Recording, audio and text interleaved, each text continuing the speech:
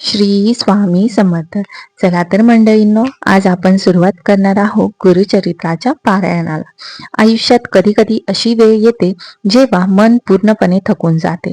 डोक्यात हजारो प्रश्न असतात, पण उत्तर एकही मिळत नाही. संकटे संपायचं नाव घेत नाही. जवळचे लोक दूर जातात आणि स्वतःचा विश्वास सुद्धा तुटू लागतो. त्यावेळी मनातून एकच आवाज येतो, देवा, आता तूच काहीतरी कर. मित्रांनो, तुमच्याही आयुष्यात अशी कधी वेळ आली असेल ना? कधी मनापासून वाटलं असेल की एकदा तरी गुरुचरित्र वाचावं, दत्तगुरूंना हाक मारावी, पण धावपळीच्या जगात वेळच मिळत नाही. काम, जबाबदाऱ्या, अभ्यास आणि त्यामागची घालमेल. पण आज तुमचं भाग्य जाग झालं आहे, कारण आज आपण अशी कथा ऐकणार आहोत जी तुम्हाला गुरुचरित्राच्या 52 अध्यायांच्या पारायणाचं फळ देईल. ही कथा फक्त कथा नाही, हा अनुभव आहे, श्रद्धेचा, विश्वासाचा आणि चमत्काराचा. ही कथा आहे त्या मातृशक्तीचे, जिने स्वर्गालाही नमवलं. अगदी काळापासून जेव्हा जेव्हा पृथ्वीवर अधर्म वाढतो, तेव्हा परमेश्वर अवतार घेतो. त्या काळात पृथ्वीवर अस्त्याचं राज्य होतं. लोक लोभी झाले होते, धर्म विसरले होते. पण या अंधारात एक दिव्य प्रकाश होता, महर्षी अत्री आश्रम. घनदाट वन, नदीचं शांत पाणी, पक्ष्यांचं किलबिलाट आणि त्या आश्रमात एक तेजस्वी स्त्री, सती अनुसूया. तिचे नाव घेताच वातावरण सुद्धा शुद्ध होते. तिच्या पायाखाली पृथ्वी सुद्धा पवित्र होते. तिने पतिव्रतेचे इतके महान होते की देव सुद्धा तिच्या सत्वासमोर नतमस्तक झाले. ती सकाळी सूर्यदेवांपासून उठत असे, पतीची सेवा करत असे, यज्ञ, जप, ध्यान आणि सर्व प्राण्यांवर माया करत असे. तिच्या मनात द्वेष नव्हता, अहंकार नव्हता, फक्त प्रेम होतं. ही एक कीर्ती तिनेही लोकात पसरली. देवराज इंद्र सुद्धा घाबरले.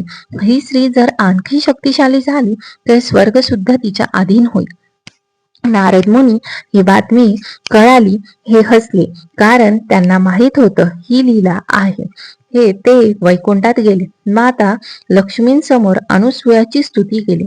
नंतर कैलासात गेले. माता पार्वतींसमोरही ते बोलले आणि ब्रह्मलोकात जाऊन माता सरस्वतीला सांगितलं. तिन्ही देवींच्या मनात ईर्ष्या निर्माण झाली. त्या म्हणाल्या, आमच्यापेक्षा श्रेष्ठ कोण? त्यांनी त्रिदेवांना परीक्षा घ्यायला सांगितली. त्रिदेवांनी साधूंचे वेश घेतले. दुपारची वेळ होती, सूर्य तळपत होता. अत्री ऋषी आश्रमात नव्हते. साधूंनाही हाक दिले. अखल निरंजन भिक्षाम देई. अनुसूया धावत बाहेर आली. तिने नम्रपणे स्वागत केले, पण साधूहीन अट ठेवली, तू विविस्त्र होऊन आम्हाला भोजन वाढ. त्या क्षणी काळ जणू थांबला. अनुसूयाचा थर कापू लागले. ही कसली परीक्षा? धर्म की शील? ती डोळे मिटून उभी राहिली. पतीचे स्मरण केले आणि तिच्या कर्णापासून आवाज आला, सत्याला भीती नसते. तिने पवित्र पाणी घेतले आणि म्हणाली, जर माझं पवित्र सत्य असेल तर हे साधू बालक बनतो. क्षणात प्रकाश झाला. त्रिदेव बालकात झाले. त्या बालकाच्या तिने उचलले, दूध पाजलं, अंगाई गाऊन झोपवलं. स्वर्गात खळबळ उडाली. देवींनी आपली चूक कळाली. त्या आश्रमात आल्या. अनुसूयेच्या क्षमा मागितली. त्रिदेव प्रकट झाले आणि म्हणाले, माते, वर माग. अनुसूया म्हणाली, तुम्ही माझ्या पोटी जन्म घ्या. त्या क्षणी एक दिव्य प्रकाश निर्माण झाला आणि जन्म झाला श्री दत्तात्रयांचा. सृष्टी आनंदाने न्हावून निघाली. पण दत्तप्रभू कार्य मोठे होते. त्यांना जगाचा उद्धार करायचा होता. त्यांनी भ्रमंती सुरू केली. पण कलियुग जवळ येत होतं. मानवाचा अध्यपात वाढत होता आणि पुन्हा एकदा अवताराची गरज निर्माण झाली. तो अवतार होता श्रीपाद श्री वल्लभ. पुढे काय घडलं? त्या अवताराने एका आईचे जीवन कसं बदललं आणि त्या वचनातून पुढे कोणता अवतार झाला हे जाणून घेण्यासाठी पुढील भाग नक्की ऐका. जय गुरुदेव. दत्तप्रभूंचा जन्म झाल्यानंतर संपूर्ण सृष्टी आनंदाने न्हाऊन निघाली होती. देव, ऋषी, गंधर्व, यक्ष सर्वजण ह्या दिव्य अवताराचे दर्शन घेण्यासाठी उत्सुक होते. पण हा अवतार फक्त एका मातेच्या आनंदासाठी नव्हता, तो संपूर्ण जगाच्या उद्धारासाठी होता. लहानपणापासूनच दत्तप्रभूंची लीला काहीतरी विलक्षण होते. ते कधीही सामान्य बालकासारखे वागत नसत. कधी जंगलात ध्यान करत बसत, कधी प्राण्यांशीच बोलत, कधी अचानक अदृश्य होत. एकदा अत्री ऋषींनी विचारलं, बाळा तू कोण आहे? दत्तप्रभू हसले आणि म्हणाले, मी तोच आहे जो सर्वत्र आहे. अत्री, अनुसूया हे ऐकून स्तब्ध झाले. त्यांना जाणवलं, हा मुलगा सामान्य नाही, हा साक्षात परमात्मा आहे. काही वर्ष माता पित्यांनी आनंद देऊन दत्तप्रभूंनी त्यांची परवानगी घेतली. आई बाबा, मला आताच जगाचा उद्धार करायला जावे लागेल. अनुश्रिया मातेच्या डोळ्यात पाणी आलं, पण तिला माहित होतं जगाच्या कल्याणासाठी त्याग करावा लागतो. दत्तप्रभू निघाले आणि वन, पर्वत, नदी, तीर्थक्षेत्र भ्रमंती करू लागले. त्यांच्या दर्शनाने लोकांचे दुःख दूर होते. पण काळ पुढे सरकत होता आणि कलियुगाचा प्रभाव वाढत होता. लोकविश्वास कमी होता, अहंकार वाढत होता आणि भक्ती कमी होत होती. दत्तप्रभूंनी ठरवले, आता मला मानवी रूपात यावे लागेल. तो अवतार होता श्रीपाद श्री वल्लभांचा. पिठापूर, दिव्य जन्म. आंध्र प्रदेशातील पिठापूर हे एक पवित्र गाव. तेथे अल्पराज शर्मा आणि सुमती नावाचे सात्विक दाम्पत्य राहत होते. दोघेही दत्तगुरूंचे निस्सीम भक्त होते. एक दिवशी त्यांच्या घरी श्राद्ध कर्म चालू होतं. नियम असा होता की ब्राह्मणांना भोजन झाल्याशिवाय कोणीही अन्न देऊ नये. त्याच वेळी दारात एक तेजस्वी साधू आला. त्याच्या डोळ्यात दिव्य तेज होतं. तो म्हणाला, भौतीम भिक्षाम देई. सुमती माता क्षणभर थांबल्या. धर्माचा नियम आणि अतिथी सेवा त्यांनी निर्णय घेतला. अतिथी देवो भव. त्यांनी त्या साधूला अन्न दिलं. तो साधू साक्षात दत्तप्रभू होते. हे प्रसन्न झाले आणि म्हटले, माते, मी तुझ्या पोटी जन्म घेईन. श्रीपादांचा जन्म काही महिन्यानंतर सुमती मातेच्या पोटी बालकाचा जन्म म्हणून आला. त्यास नाव ठेवले श्रीपाद श्रीवल्लभ. लहानपणापासूनच त्यांचे चमत्कार सुरू झाले. त्या ज्यांच्या घरी ते जात तेथे सुख आणि समृद्धी येईल. वयाच्या 16व्या वर्षी त्यांनी सांगितलं, मला संन्यास घ्यायचा. आई रडू लागली, बाळा तू आमचा आधार आहे. श्रीपादांनी आपल्या दोन्ही भावांकडे पाहिले, एक अंधळा, एक अपंग. त्यांच्या कटाक्षाने दोघेही निरोगी झाले. आई वडिलांना त्यांना आशीर्वाद दिला. कुर्वापूरच्या अंबिकांची कथा. श्रीपाद कुर्वापूर येथे राहू लागले. तेथे एक गरीब ब्राह्मण स्त्री राहत होती, अंबिका. तिचा मुलगा मतिमंद होता. लोक त्याची चेष्टा करत. एके दिवशी अपमान सहन न होऊन अंबिका आत्महत्या करायला निघली. तेवढ्यात श्रीपाद आले. त्यांनी तिला थांबवलं. अंबिका रडत म्हणाली, माझ्या पुढच्या जन्मी मला ज्ञानी मुलगा दे. श्रीपाद हसले, पुढचा जन्म का? आत्ताच. त्यांनी तिच्या मुलावर पाणी शिंपडले. क्षणात तो ज्ञानी झाला आणि श्रीपाद म्हणाले, पुढच्या जन्मी मीच तुझ्या पोटी येईल. मित्रांनो, यातून आपल्याला एक मोठा संदेश मिळतो. देवाला हाक मारली की तो येतो. पण कथा इथेच संपत नाही. पुढे काय झालं, अंबिकेचा पूर्णजन्म कसा झाला आणि श्री नरसिंह सरस्वतींचा अवतार कसा झाला हे जाणून घेण्यासाठी पुढील भाग नक्की ऐका. जय गुरुदेव. काळाचे चक्र सतत फिरत असते, कोणतेही थांबत नसते. ना सुख ना दुःख. श्रीपाद श्रीवल्लभांनी अंबिकेला दिलेले वचन काळाच्या ओघातच विसरलं गेलं नाही. काळ पुढे सरकत राहिला आणि एका पवित्र क्षणी अंबिकेचा पूर्ण जन्म झाला. विदर्भातील करंजा या गावात एका सात्विक ब्राह्मण कुटुंबात तिचा जन्म झाला. तिचे नाव ठेवण्यात आलं अंबा. लहानपणापासूनच तिच्या स्वभावात शांतता, भक्ती आणि करुणा होती.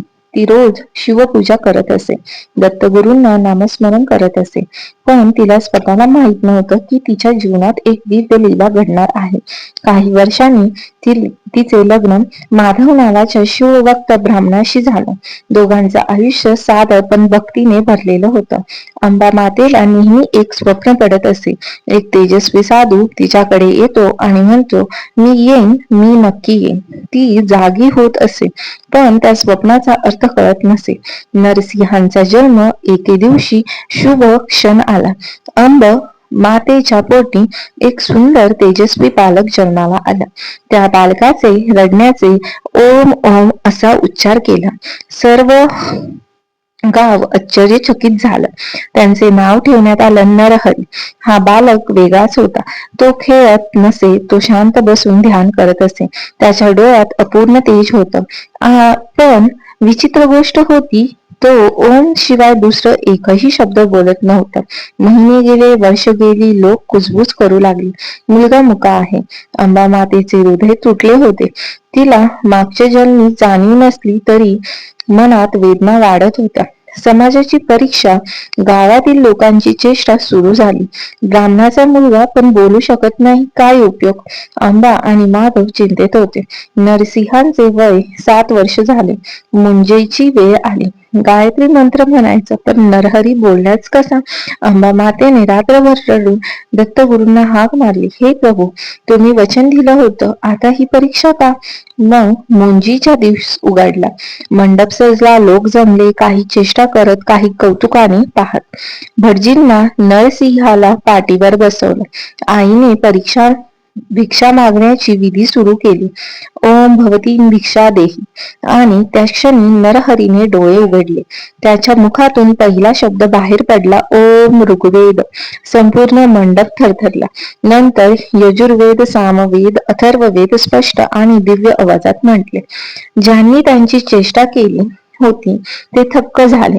काही लोक रडू लागले, काही त्यांच्या चरणाला स्पर्श केला. अंबा मातेच्या डोळ्यातून आनंदाश्रू येत होते. तिला जाणवलं, हा साक्षात दत्तगुरूंचा अवतार आहे. काही दिवसांनी नरसिंह म्हणाले, आई, मला संन्यास घ्यायचा आहे. अंबा माता पुन्हा रडू लागली, पण या वेळेत तिच्या मनात भीती नव्हती, फक्त अभिमान होता. नरहरींना संन्यास घेतला आणि ते झाले श्री नरसिंह सरस्वती. ते भारतभर फिरू लागले. त्यांच्या लीलांनी लोकांचे आयुष्य बदलू लागले. एका कुष्ठरोगाला त्यांनी स्पर्श केला तर तो पूर्ण बरा झाला. एका गरीब कुटुंबाला त्यांनी आशीर्वाद दिला, घरात संपत्ती आली.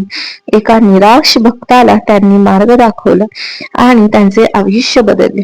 लोकांच्या गर्दी वाढू लागली, पण ते नेहमी सांगत होते, गुरुचरित्र वाचा, श्रद्धा ठेवा. मित्रांनो, गुरुचरित्र फक्त ही कथा नाही, तो अनुभव आहे, श्रद्धेचा, विश्वासाचा आणि गुरुकृपेचा. पण कथा अजून संपली नाही. श्री नरसिंह सरस्वती पुढील लीलांनी जग कसं बदललं, गाणगापूर का पवित्र मानलं जातं आणि आजही भक्तांचा चमत्कार का अनुभवला येतात, हे जाणून घेण्यासाठी पुढील भाग नक्की ऐका. जय गुरुदेव दत्त.